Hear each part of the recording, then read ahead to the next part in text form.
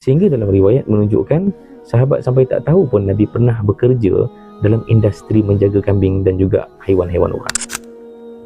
Nabi SAW menyertai kafilah dagang industri yang paling besar di Mekah pada ketika itu, dan Nabi SAW juga pernah menyertai industri yang paling kasar, iaitu menjaga kambing-kambing yang akan digunakan oleh orang ramai lah.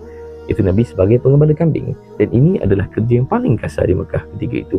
Sehingga dalam riwayat menunjukkan sahabat sampai tak tahu pun Nabi pernah bekerja dalam industri menjaga kambing dan juga haiwan-haiwan orang. Okay? Dan pengalaman bekerja di industri yang paling kasar ni, kesannya pula akan melengkapi satu lagi sudut yang manusia perlukan, iaitu rasa rendah diri. Sebab kalau berniaga itu menyebabkan Nabi SAW terbuka pandangannya, terbuka neraca kehidupan lebih daripada sekadar apa yang berlaku dalam rumah Nabi SAW.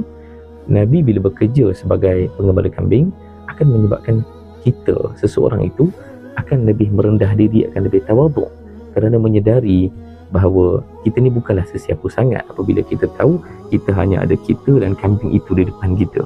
Dan barulah sedar yang hidup kita ni adalah hamba Tuhan, kita ni hanyalah orang-orang rendah, orang-orang kerdil.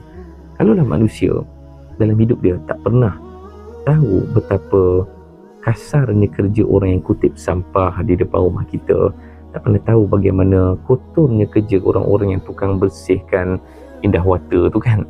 Kalaulah kita tahu betapa kasar dan kotornya kerja tersebut, ataupun kita pernah melakukannya, dia akan automatik menyedarkan kita tentang rendahnya diri kita, supaya kita ni hilangkan, kikiskan rasa takabur tadi.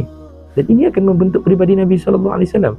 Nabi akan mudah sangat memahami orang-orang yang membesar dan duduk dalam situasi yang rendah dalam kalangan masyarakat, sebab Nabi pernah melaluinya.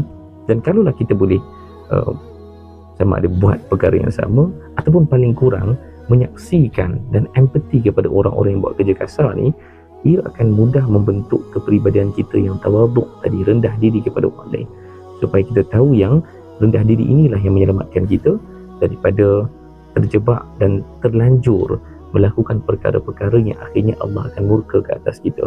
Kerana takabur ni akan menjadi kunci yang membuka pintu-pintu maksiat kepada Allah Ta'ala. Takabur kepada Allah Ta'ala akan buatkan kita lalai dalam beribadah. Takabur kepada manusia akan menyebabkan kita mulalah menzalimi manusia, dan mulalah tak sedar kejahatan-kejahatan yang kita lakukan kepada manusia, sebab kita rasa kita lebih besar daripada orang lain. Inilah antara hikmah kenapa Nabi gembala kambing pada waktu remaja Nabi SAW.